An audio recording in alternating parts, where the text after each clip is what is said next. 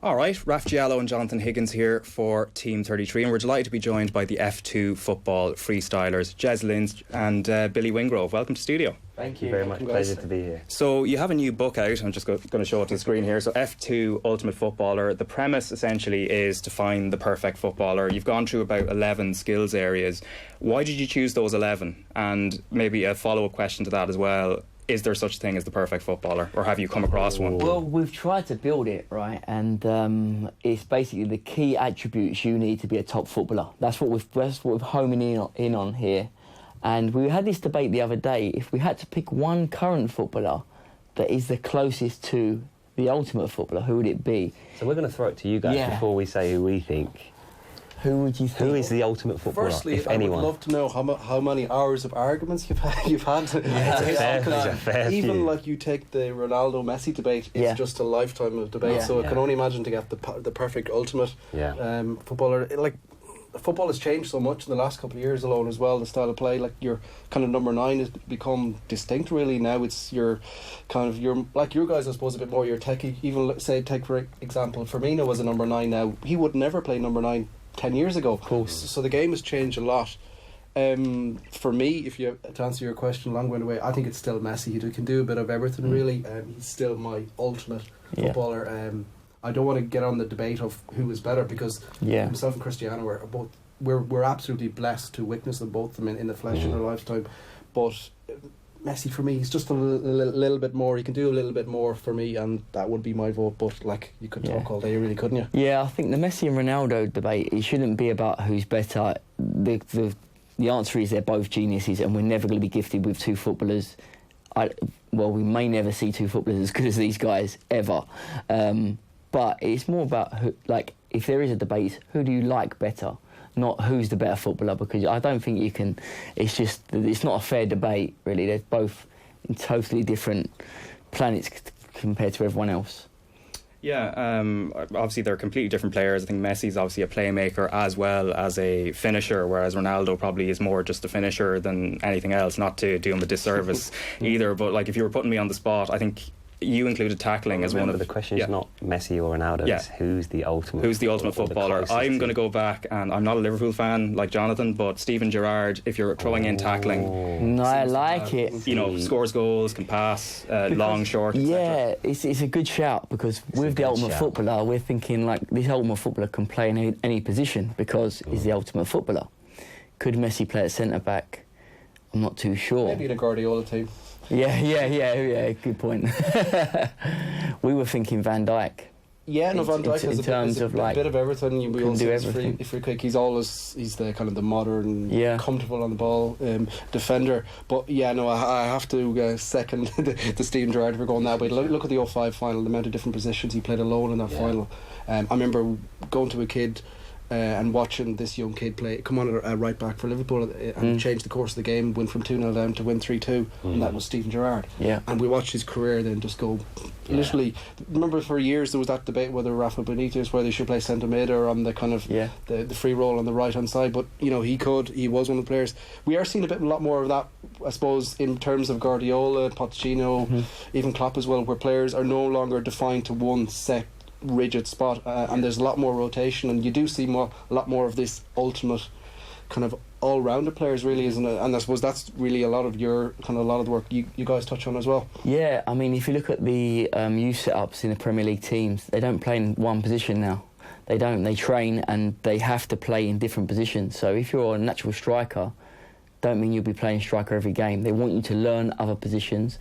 One, so you can play there, but two, so you can understand what it means to play there and what goes on when you play in them positions as well, which is really interesting, because years ago you'd be pigeonholed in one position and you'd stay there and that'd be it. Yeah, and the nice thing about the book is we combine this whole debate, which everyone can get really into, with the real information that we've accumulated from footballers in off-camera conversations, because what people see in our content is literally the tip of the iceberg. So much is said and done when the cameras are off, their mic packs are off, and it's just real world conversation, man to man. And we've acquired so much inside knowledge, and we kind of thought this is a perfect opportunity to try and put that into a book And that's another key element of this new book, and another reason why we're super excited about it.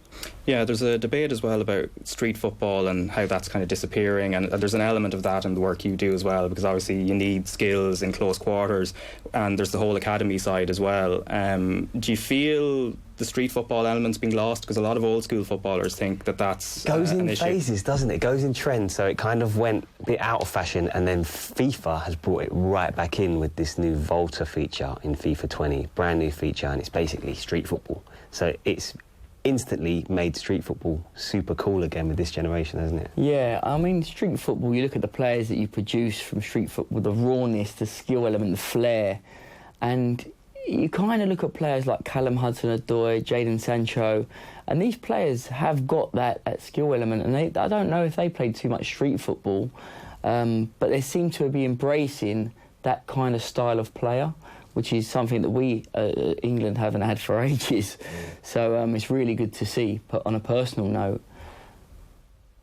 Yeah. Sorry, I thought you were about to go on there for a second. I was going to go on, but I thought, no, that's my point, really. Well, it's hard to say that it's like street football in the sense that we know, growing up on the kids, that's where you done it, like, on the street, it was in the estate, and it was raw, it was real, and you got that kind of, you played in that style when you went on the pitch, and some players like Ian Wright, back in the day, he was the typical street player on the pitch, he was raw, but it really worked for him. But you've actually got players now that don't come from street football, that have still got them skill attributes as well.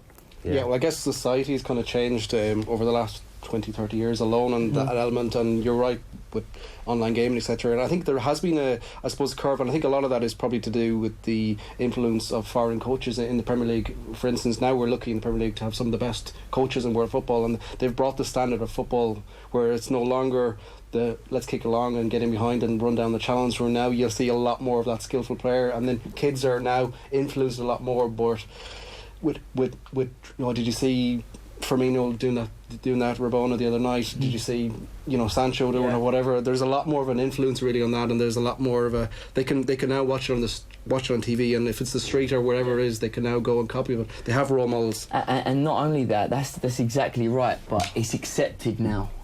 Before, you would see foreign players like, let's say, Maradona back in the day doing, but if you're an English person, you can't do that because your coach won't allow it, your team won't allow it. We don't play to that style. That's not what we do. We used to have the big centre forward and play long, and nothing technical about it. And us growing up, that's the way football was. So we as skillful players were deprived of really. We could have been fast tracked into going pro easily if we back then embraced what they embrace now, which is expressing yourself, which is dribbling, being fast, skillful players, because they've seen across Europe that it actually works, with Spain obviously leading that really with the Spanish national team. Yeah, there's a couple of skills, if we're talking about them, that you've mentioned in the book that you're the brainchilds of. So the Thanos and the Berba, which one is which? Well, being honest, don't even remember. We've made up and created so many skills and tricks. Of them. Yeah, you have to think of names to name them all. So we used to go with things that related to a storm, like a tornado or the whirlwind. But the Berba, though, dramatic. The Berba was short for Berbatov.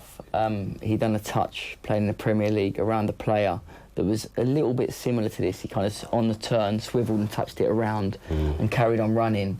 That's my skill, and it's like a double touch. So it's basically sending the defender or the opponent one way with a dink, and as the ball goes up, you twist and play it across the other side. So that's kind of where the Berba. But some skills we make up, we don't have names for. We just do them, and we're like, this is great. And then some people might say, all right, call that the tornado. Well, yeah, if you make a video of a skill, you have to kind of give it a name, don't you? Because you can't just call it this one's got no name. So then you're on the spot and you're like, the revolver, done. And then people go, oh, mate, the revolver though, what about that? How's it go? And you go, oh, I don't even remember. And do the old Wingrove Lynch flip-flap, and I'm like... When you're watching football now, is there ever a moment where you see a skill happen and go, wow, we need to replicate that, or I could take that one step more? Is there still an element of where you see something and you're taken back, or has that happened recently? Yeah, all the time we see things and we think that we can make content out of that, or we should recreate that, all the time, and you never know when it's going to come. But we we know it's instantly. When you see something, you just know. It's viral material. You know if it's viral People material. are normally talking about it already, and then you think you can make a tutorial on this or adapt it a little bit and make it into a harder skill to learn.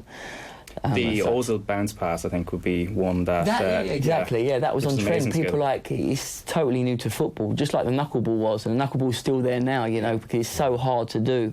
Yeah. People want to know exactly how you do it. And there are little tips and techniques that you can, if you've got someone there and you can help them, or you can, like you say with the book, you can guide them through how to do it. These little points can really make a big difference. Like, most people practice something and they have to try and work out where they're going wrong. That's what we done when we learnt it. But just one little point, I'll give you an example. The ACCA that I learned the other day, it's called an ACCA skill. I've never been able to do that. And a guy, Jack Downer, who's a street soccer expert, just said, you're doing it with the wrong foot. You're trying with your strong foot, you've got to lead with your weaker. And I tried it, within 3 goes I got it. But I never thought to do that skill with my weaker foot. Naturally, I've always done it, which just goes to show you that it might even be simple little tweaks, but once you do that... I think there was one you mentioned in the book, Theo Walcott, in terms of his pace, we just assume he's just quick, but he has this thing where he starts slow and to build up quick, which I thought was an interesting thing. Wouldn't have thought about it myself. Yeah. I mean, there's so much thought that goes into these things, and it's giving a perception to people that you... I mean, I used to do it when I play all the time, is that I would run, and I am very fast, but I would leave defenders thinking that's what I've got in the tank. And then when they're running, and they might not be running, they're running to time the tackle, so they crunch me. But then the last few things, I accelerate out and take the ball. So little smart plays like that can help. Suck them in. Suck them in. Yeah. Yeah, there was another interesting thing you mentioned in the book as well, and it's, I think, to do with your own injuries, and, you know, if you'd have had different messaging when you were younger, maybe you would have been able to avoid them, and it's something you're trying to impart now. Yeah, I'm paying the price for it every day that I film. I haven't filmed in the last couple of years where I've been totally free of any injuries, and aches or pains, and that comes with age, but also it's neglect of the body, it's diet, it's how I've trained. I felt like growing up the English football system didn't care too much about stretching, diet, food before or after drink, what you're drinking before and after the games, during the games. And for me personally, I know my body could have been in a much better place if I would have took time to look after it. And it's an ironic thing, because we've done a coaching camp in Canada, and the kids, they do a 2-hour stretching, like yoga in the morning, and they can all do like cartwheels, backflips, splits, extremely flexible, like Zlatan Ibrahimovic is. Yeah. And he's a prime example of how it can benefit you on a pitch. And he doesn't get injured too much. I mean, I know he's done his knee last year, but that was from impact falling on it.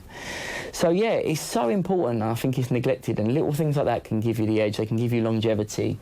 And a message that I would give to kids is that you probably take that information and think, I don't need to do that because I feel fine. This isn't about now. This isn't about when you do become pro or when you do become a bit older, not getting injuries then. If you do it right now, you'll be fine then. That's the important thing. Yeah. There's the football agency as well that you've this seems to be the new venture. Why did you decide this is what you're going to do next? That was one of last year's ventures. We set up 5 businesses last year, didn't we? We literally went for it. It went really well. We signed some quality players. The best one, obviously, would be, well, the most well-known one right now would be Rhian Brewster. Super talent, and we set up a team where the team sort of looks after him. The main guy that looks after him was called Leon, and he's been looking after Rhian for years and doing a fantastic job of that. So we kind of led on the social media side, where one thing that we offer that no other agency can offer is, if a player does something amazing, we can let the whole football world know about it, like that. And that's something that we discovered was really important to a lot of players, to feel that recognition and getting acknowledged when they did good things. So that was a real strong selling point for us. Plus our network and experience on the commercial side. It just seemed like a no-brainer to set up certain businesses, and the agency was one of them. Yeah, we've had a few... How do I say this? We've had a few issues with agents in the past. I can imagine that, because it's from someone not involved looking in, there does seem to be a couple of sharks in the water, I guess. Yeah, it's a really murky world. It can be there's some really good agents out there. I'm not saying there's some really top agency firms and individual agents that do great jobs, but we've had a few bad experiences in the past. And we were just thinking, OK, well, instead of us going with another agency, we've got experience of building up our own social media, we've managed ourselves before, let's start up an agency where we give the right advice, the right care, and not necessarily do it for financial... Obviously, any business you run is for financial gain, but if you do it for the right reasons first and foremost, then the money will follow later on down the line. And when we care and we're passionate about it. So with the player agency, which we still obviously run, and with Sam Bayford, who's just on the other side of the glass there, we basically... Hi, Sam. Hi, Sam. The reason why I said that, he's like, I can see him in the peripheral vision. But no, I'm joking. But basically, we have got experience on social media. We know how to run social media. We know what kind of voice you should portray to your fans or your audience, and in a positive way. And we've learned that with age and through experience. And we feel that a footballer now is a brand, right? They've got a responsibility, a duty, and they're all on social media and they want to grow their social media. So being a young footballer, going to clubs sometimes and getting mixed up and saying what you want to say in the heat of the moment because you haven't got that experience, we want to be there to guide our players in the right way to maximise their potential online as well. So we can really, and the commercial deals that they have with boot sponsors and stuff, we've been there, we've done it throughout the years. So we can really have an impact on what they should be agreeing to and what they should be doing. Can I just sum it up nicely? So when anything new comes, you'll always encounter some opposition because people in general, they can be sceptical about change.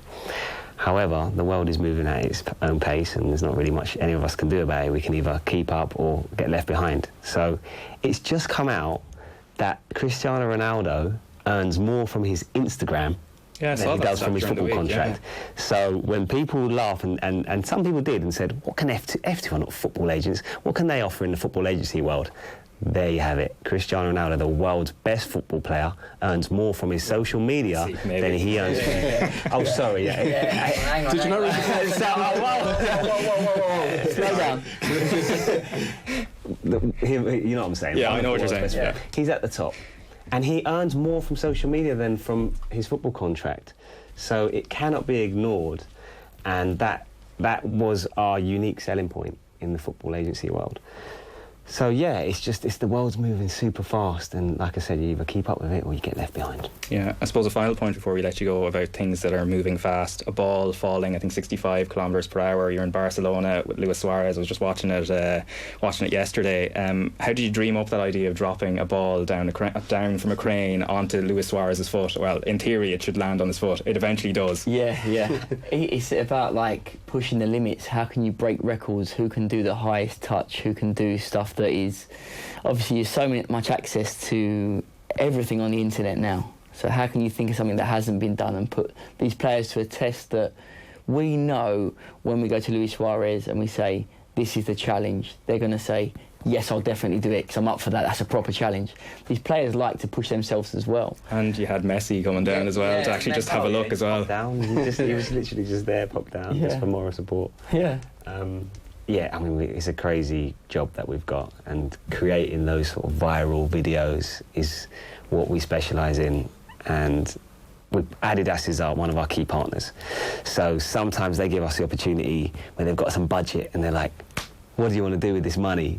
So we were like, I think can we get a crane and drop a ball? The idea started, we went, helicopter please, we're kicking the ball out, the boys are down there, they do their job, happy days, and they're like, you can't legally kick the ball out of a helicopter at a certain amount of height. It's illegal or something like that. So. Plus, we found, even from a fixed crane, there's so much movement as the ball drops. We had a square that was, 10 metres by 10 metres or something like that? A square piece of AstroTurf. Yeah. And it was really hard to get the ball to land on that because it moves so much. Yeah, especially with the wind and everything else. The funny thing was, Adidas said the day before that we we rehearsed it a few times, so we had to make sure it worked. And the guy's agents come down, both Messi's agents and Suarez' agent come down there's about 20 people that come, and they went, the pressure's on you guys because you've got to demonstrate this and you've got to show that it's possible. And we're thinking, damn, is this even possible? But the funny thing was, the day before it wasn't windy at all, so one set of balls went up, I think it's 12 balls, and I managed to control it and keep it up, and I was like, yeah, I've absolutely nailed it. And they're like, yeah, no problem. The next day when you done it, it was so windy, so you'd throw a ball and literally it like 1 minute it's down there, honestly, so I couldn't even do it the next day. I tried a few times myself, I couldn't even do it. But in the end it worked out. Yeah, it did, yeah. But no, that's brilliant. The book is Ultimate Footballer F2. Billy Wingrove and Jez Lynch, thanks for coming in. Thank you. Thanks, guys. Perfect. Thank you. Thank you.